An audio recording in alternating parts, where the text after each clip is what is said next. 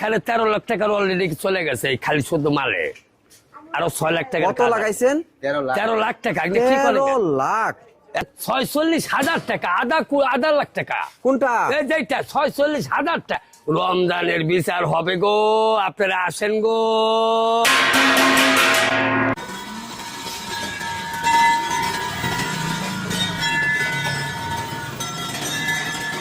এই 21 প্রদীপ আর হলো 72 প্রদীপ, এই জিনিসটা ভালো করে জারি করেন, বুঝেছেন? দেখেন এটা কিন্তু আপনার একটু খিরালি কাজ না। যেমন এই যে ভ্যান গাড়ি, এই যে রিক্সা, আবার এই যে বাঘ, হাতি, আবার আল্লাহু আছে, আবার বাত নেওয়া টিনকাটি বাটি আছে, আবার সংসদ ভবন সবই আছে, কম বেশি সবই আছে। এখানে 13 লাখ টাকার অলরেডি চলে গেছে এই খালি শুদ্ধ মালে।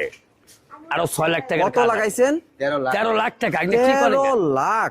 এই না কি মনে করতেছেন আপনি? আমি তো ভাবছি আপনি একটা হাইস কিনতে পারতেন। আপনার কি এই ঘোড়াটার দাম হলো আপনার 46,000 টাকা, আধা লাখ টাকা। কোনটা? এই যেটা 46,000 টাকা। তাই নাকি? ঠিক কোন আপনি? এই ঘোড়ার দাম 46 টাকা। আর এই যে 3টা মাল 1 লক্ষ টাকা। এই 3টা মাল 1 লাখ।